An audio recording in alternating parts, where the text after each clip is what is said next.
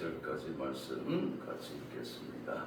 그곳을 떠나 갈릴리 가운데로 지날새 예수께서 아무에게도 알리고자 아니하시니 이는 제자들을 가르치시며 또 인자가 사람들의 손에 넘겨져 죽임을 당하고 죽은 지 3일 만에 살아나리라는 것을 말씀하셨기 때문이더라. 그러나 제자들은 이 말씀을 깨닫지 못하고 묻기도 두려워하더라. 아멘. 제가 좀 상의를 벗어볼게요.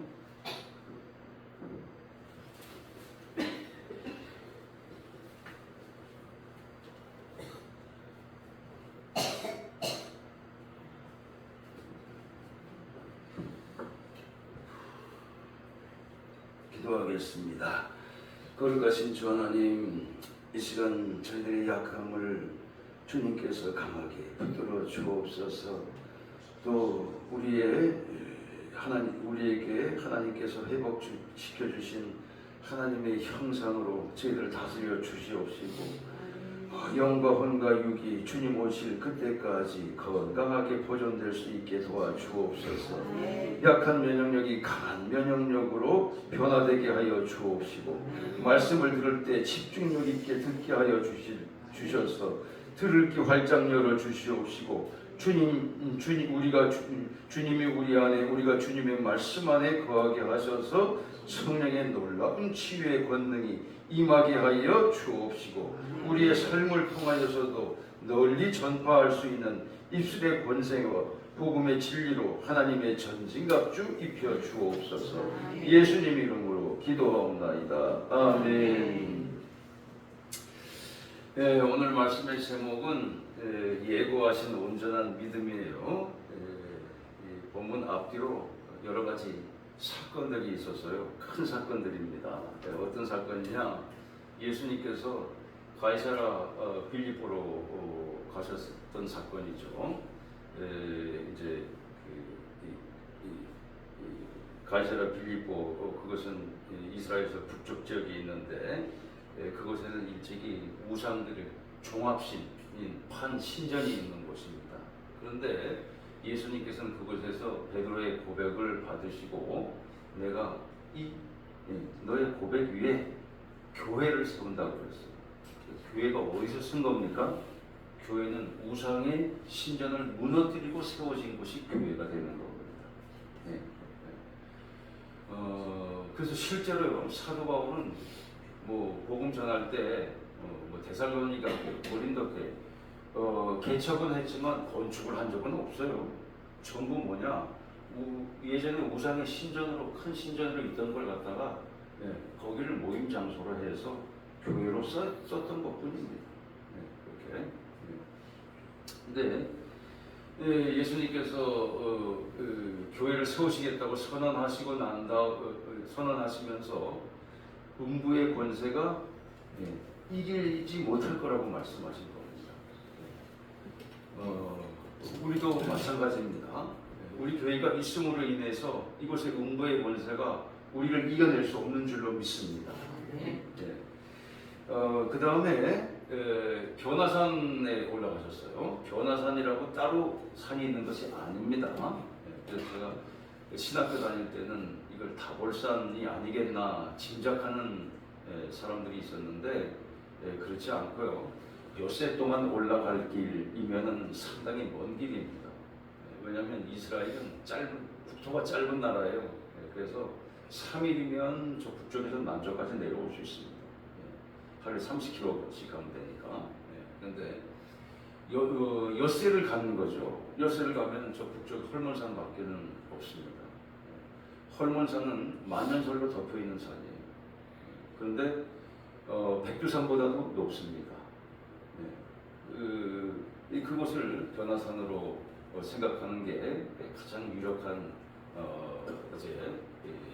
신학적 분석이라고 할 수 있어요. 근데 그 변화산에 올라가실 때 제자들을 다 데리고 가시지 않으셨습니다. 3명만 데려가셨어요. 그래서 베드로와 야고보와 요한, 요 3명만 데리고 가신 거죠. 그리고 이제 변화산에서 엘리야 선지자와 모세와 같이 앞으로 고난당할 일들에 대해서 협의를 하시고 내려오시잖아요. 내려와서 보니까 산 아래에서는 남아있던 제자들하고 서기관들은 지금으로 치면은 이 교수쯤 되는 율법 학자들이에요. 그 대제사장의 우리도 저희 대통령 밑에 그 청와대에 비서관들이 있잖아요. 비서관에 해당하는 사람들입니다. 그래서 서기관들하고 남아 있던 9명의 제자들 사이에서 말싸움이 벌어졌어요. 말싸움이 벌어졌어요. 지식적으로는 당연히 이 서기관들이 앞서겠죠. 그런데 제자들도 말싸움을 했다는 걸 보면 제자들은 예수님으로부터 받은 그 능력의 체험이 있었기 때문에 말싸움을 할 수 있었던 걸 알 수가 있어요. 왜냐면 자기들은 둘씩 짝지어가지고 남아서 전도해보고 귀신도 복종시켜 봤거든요. 근데 이날 귀신 들린 아이를 어떤 아버지가 그 아이를 같이 데리고 왔단 말이에요. 이 아이를 두고 언쟁이 벌어진 겁니다. 이 아이를 두고 고칠 수 있느냐 못 고치느냐를 가지고 서기관들이 예수님의 제자들이 너희들 그런 거 못 고치지. 서기관들이 그럼 너희들이 고쳐봐 이런 식이 되는 거예요. 근데 놀라운 건 예수님의 제자들도 못 고쳤기 때문에 이제 이게 문제가 된 겁니다. 싸움이 안 그친 거예요. 그걸 알고 예수님께서 그들이 언쟁하는 곳에 말싸움하고 있는 곳에 직접 가신 겁니다. 예수님이 등장하셨어요. 고린도서 4장 20절에 하나님 나라는 말에 있지 않고 능력이 있다고 그러셨잖아요. 그러니까 아이 아버지가 예수님을 보자마자 보니까 저기 서기관들한테는 원래 기대를 안 했고 예수님의 제자들한테 기대했는데 못 고치니까 바로 예수님한테 가서 알린 거죠. 고한 거죠. 그래서 제가 제자들한테 쫓아달라 그랬는데 그들이 능히 고치지 못하더이다. 제자들 입장에서는 사실은 고발당한 거나 마찬가지잖아요. 왜 그 능력이 있다고 그러면서 체험했다고 그러면서 못 고치냐는 거죠. 그러니까 예수님께서 제자들을 막 야단치신 게 아니라 믿음이 없는 세대라고 그랬어요. 믿음이 없는 세대. 그건 뭐냐면 지금 이 아버지한테 초점을 두고 있는 걸 볼 수 있잖아요. 이 아버지는 지금 제자들을 원망하는 쪽으로 흘렀는데 예수님께서는 제자들을 변호를 하시고 이 아버지 믿음에 초점을 맞춘 거거든요. 할 수 있거든 해주십시오. 고쳐주십시오. 할 수 있거든이 무슨 말이냐? 믿는 자에게 능치 못함이 없다고 그랬어요. 그러니까 부르짖어가지고 제가 믿나이다 고쳐달라고. 제가 믿나이다. 그러니까 예수님께서 언제부터 이랬냐? 병원에 가면 우리가 구술로 이렇게 진단을 하는 때가 있잖아요. 바로 그거하고 같은 방식이에요. 언제부터 이 아이가 이랬는가? 어려서부터 그랬습니다. 어려서부터. 근데 귀신이 발동만 하면은 거품을 흘리고 저렇게 물에도 들어갔다가 불에도 들어갔다가 한다는 거죠. 간질 증세하고도 비슷한 현상이라고 할 수 있는데 예수님께서 크게 한마디 하신 겁니다. 더러운 귀신아 나가라 그랬단 말이에요. 저보다 더 크게 하셨을 거예요 분명히. 그러니까 갑자기 아이가 경련을 일으키면서 쓰러졌는데 아무 기척이 없으니까 사람들이 예수님이 죽인 거 아니냐 이렇게 의심했다가 예수님께서 붙잡아서 일으키니까 아이가 거뜬히 일어나게 됐던 겁니다. 그걸 마치고 그 사역을 마치고 났는데 그리고 숙소로 들어왔는데 제자들이 조용히 와가지고 우리가 왜 못 고친 겁니까? 예수님께서 너희들 기도 안 했지? 그 얘기. 기도가 아니면 이런 유가 나갈 수 없다. 그 얘기는 반대로 너희들이 기도를 하기만 하면 나간다는 뜻이죠. 근데 사실 이 말씀이 있기 때문에 잘못하면 그 앞선 말씀을 우리가 잊을 수가 있게 되는 겁니다. 왜냐하면 예수님께서 이날도 정말 능력이 있는 사역을 잘 하신 거잖아요. 그렇게 능력 있는 사역을 하신 그날 예수님께서 고난당하실 것을 말씀하신 거거든요. 한번 봅시다. 예수님께서 정말 능력 있는 사역으로 계속해서 연습만 달리시다가 내가 죽을 거야. 이 말씀이거든요. 이렇게 말씀하셨어요. 인자가 사람의 몸을 입으신 그리스도가 사람들 손에 넘겨져 죽임을 당하고 3일 만에 살아날 것이라고 말씀을 하셨어요. 이 죽음과 부활을 같이 예고를 하셨는 겁니다. 같이 예고를 했는데 제자들은 이 중에서 반응이 깨닫지 못하고 묻기도 두려워했다 그랬어요. 이게 뭐냐? 반쪽 믿음이 되는 겁니다. 죽음이라고 하는 것은 우리가 뭐 장례식 가봐서 아니까 죽음이라고 있는 걸 누구나 다 안 믿는 사람들도 다 알고 있어요. 근데 예수님께서 부활도 똑같이 예고를 해 놓으셨는데 여기에 대해서 전혀 믿지를 못하니까 죽음도 당연히 믿지를 못하는 겁니다. 제자들이.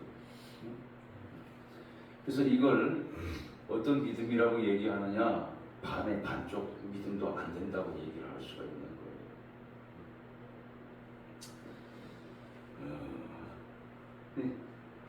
제자들이 사람이 어떻습니까? 자기가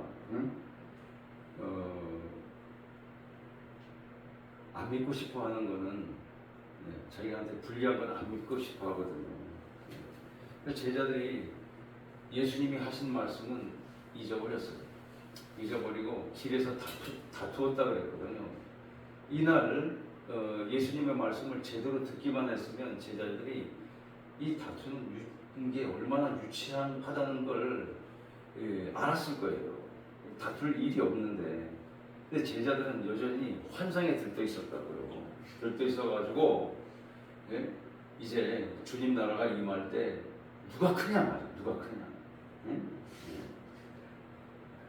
누구든지 첫째가 되고 예수님께서 제자들이 자기 말씀을 새겨듣지 않고 기분 전환용으로 자기들끼리 누가 더 크냐는 문제로 다툰 걸 아셨어요.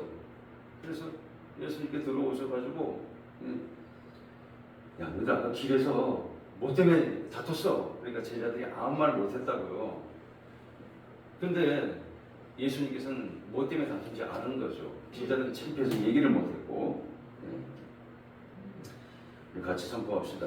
누구든지 첫째가 되고자 하면 무사람의 끝이 되며 무사람을 섬기는 자가 되어야 하리라. 그렇게 말씀하시고 어린아이 하나를 안으셨어요. 그 안으신 이유가 뭐냐? 이렇게 돼야 된다는 거예요. 뭐냐? 순진하고 어린아이 순진하고 높지 않고 낮고 그리고 힘없는 사람을 영접하는 자가 큰 자라고 말씀하신 겁니다. 선천적으로 어린아이를 좋아하는 사람이면 더 좋아요. 전 선천적으로 어린아이를 굉장히 좋아합니다.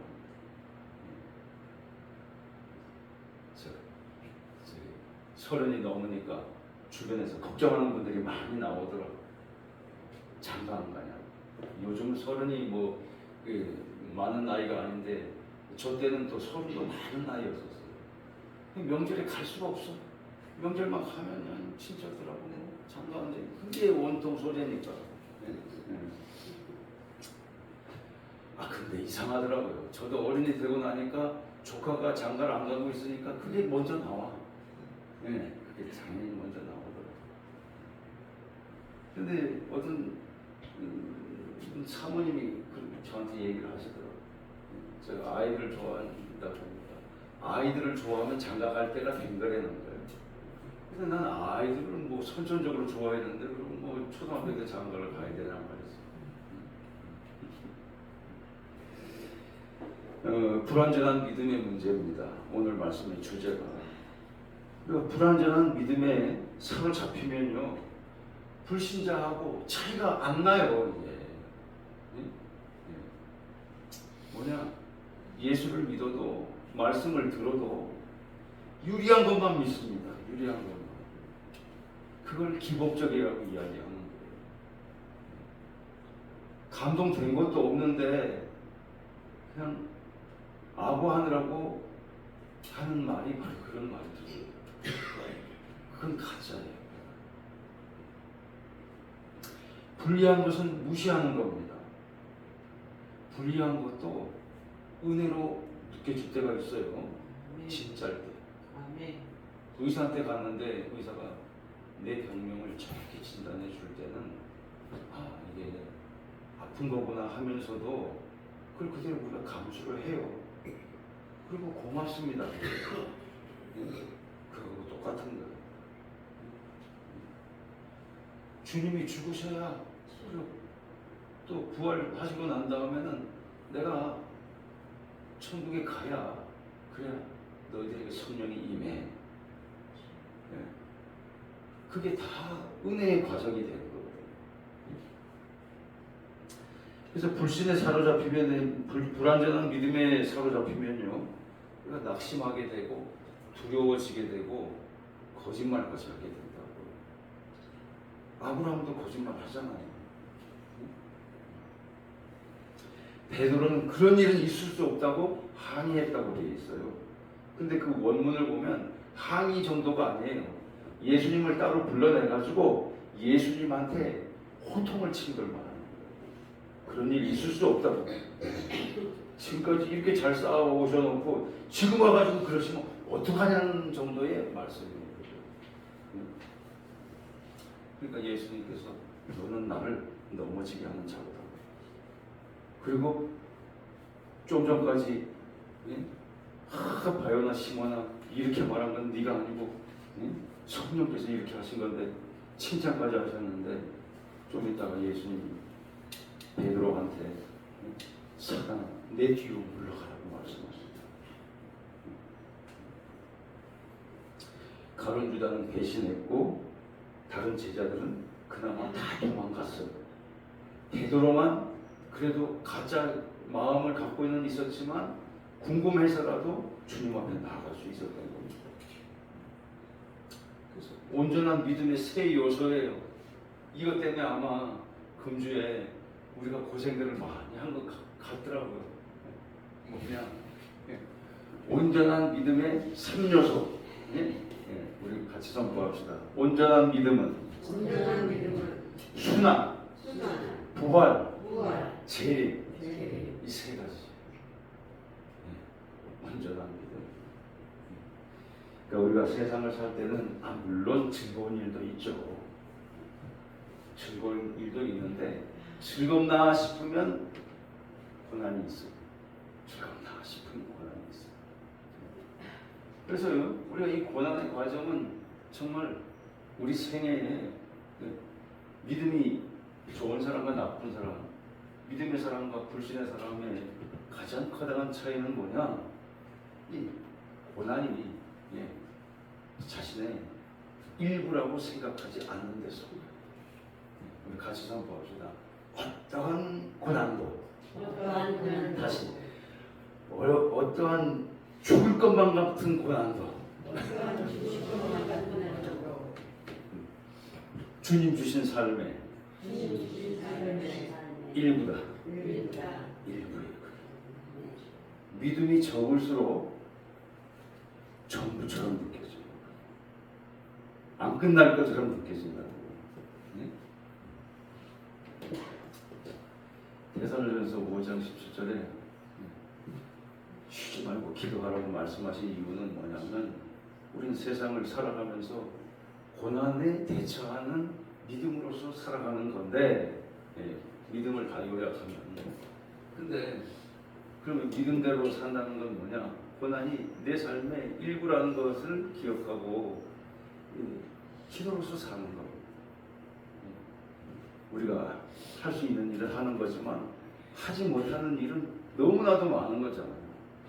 그건 뭘로 우리가 사는 거냐? 세상에 어떤 능력자라도 기도로서 채우면서 사는 겁니다. 기도로서. 그 이상 없습니다. 그 이상. 그러면서 우리는 다 공평한 거예요. 그 다음에 이것만 있는 게 아니고 승리의 약속이 있는 겁니다. 부활이 있는, 이 역전되는 겁니다. 같이 선포합시다. 내 인생은 역전승이다. 예수님의 삶이 바로 그 역전승이었어요. 이것도 일로 나가기 위한 과정이었던 겁니다. 그 다음에 완성의 소망이, 우리 같이 선포합시다. 주님은 반드시 다시 오신다. 반드시 다시 오시는 것입니다. 다시 오실 때 우리는 뭐 하는 겁니까? 여기 나와 더불어서 세상을 심판할 것이라고 말씀하신 겁니다. 예? 그래서 이게, 자, 우리의 육신의 인생은요, 우리가 예수를 안 믿거나 불신하면 여기서 끝입니다. 여기서 고생만 하다가 끝나는 거예요. 우리는. 예? 예. 그런데 온전한 믿음을 가지고 있으면 우리는 여기서 끝나는 게 아닙니다. 예? 여기로 나가는 줄로 믿습니다. 예? 이걸 예수님께서 갑작스럽게 이날 얘기하신 게 아니에요. 미리 다 예고를 하신 거라는 뜻입니다. 예? 예. 교회 갔더니 기도만 하라 그러더라. 그러면 제가 잘못된 겁니다. 교회 갔더니 요것도 가르쳐주고 요것도 가르쳐주더라. 그러면 제대로 우리가 믿음을 익힌 것이 되는 거예요. 예수님을 믿고 따를 때 우리가 고난 받을 때만 믿는 것이 아닙니다. 부활, 재림까지도 우리는 예수님을 따르게 되는 줄로 믿습니다. 십자가 강도가, 저는 그 말씀을 다시 읽어봤는데 정말 믿음이 있는 사람이더라고요. 그 짧은 순간에 처음엔 예수님을 같이 비난했거든요. 근데 둘 중에 한 사람이 회개를 했어요.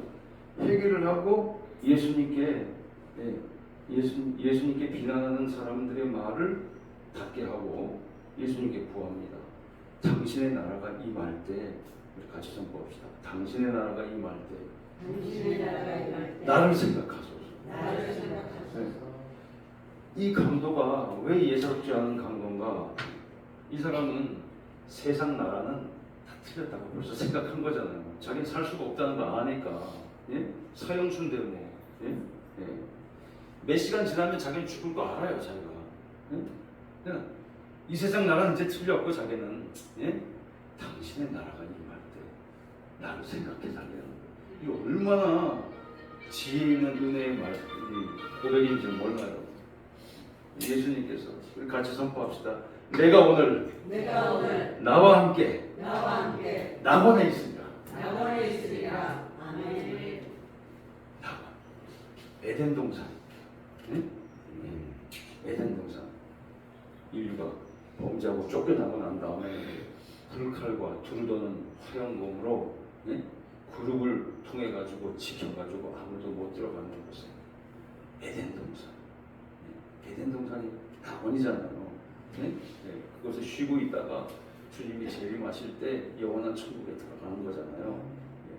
그 에덴 동산, 그 제가 풀이를 해놨어요. 네, 책에다가.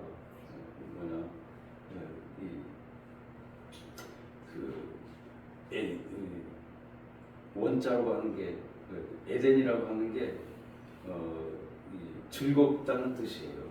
네, 즐거웠다는 뜻이. 그 즐거울 낙자가 되는 거잖아요. 그 다음에 동산이라고 하는 게, 동산은 원자잖아요. 그래서 낙원이 되는 거예요.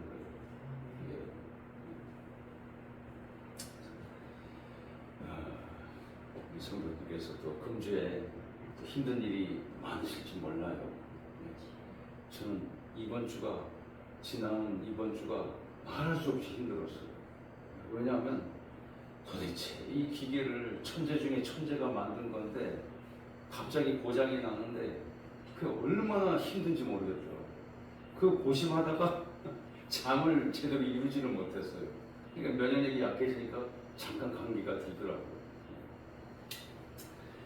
근데 전 약을 지어오면 한 번만 먹으면 나을 때가 거의 대부분입니다. 약을 거의 안 먹고 살아가지고. 근데 그건 좋은데, 그래서 맨날 며칠을 고심을 하다가, 이걸 이제 기도해보고, 기술자하고 협의를 해가지고, 결국 고쳐왔어요. 네. 고쳐와가지고 우리가 무사히 예배를 드릴 수 있는 겁니다.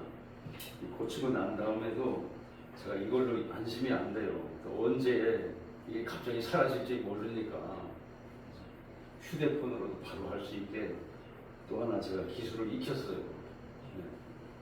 이제는 괜찮아요. 이제는 한쪽이 구멍이 나도 다른 쪽으로 대체를 할 수가 있어서 이제는 괜찮아요. 돈은 약간 들었지만 어쨌든 최소 비용으로 이렇게 할 수가 있었습니다. 그러고 나서 보니까 오늘 말씀이 더 은혜로 느껴졌습니다. 성도들, 우리 고생스러운 일들이 많으셔. 또 제가 어떡합니까? 제가 주중에 성도들 현자선도 신방을 다 하고 이래도 성도들 믿음이 세워지지를 못할 때는 그건 뭐냐면 하나님께서 너부터 한번 좀 죽어봐라 하는 얘기거든요. 그래서 제가 지금 죽는 연습을 하고 있는 거예요. 죽는 연습을 하고 있는 거지만 자신 있어요. 제가 웃잖아요 지금. 진짜로 제가 죽을 것 같으면 죽을 상을 하면서 말씀을 할 텐데 자신 있어요. 네. 성도들 한 분 한 분에 대해서 제가 열심히 기도하고 있습니다. 이 지역에 지금 일어서지 못하고 있는 영혼들을 위해서 기도하고 있으니까 염려를 마시고 기도하시고 어떤 고난 속에서도 우리가 한 가지만 익히면 예수님을 3분의 1밖에 못 믿는 거예요.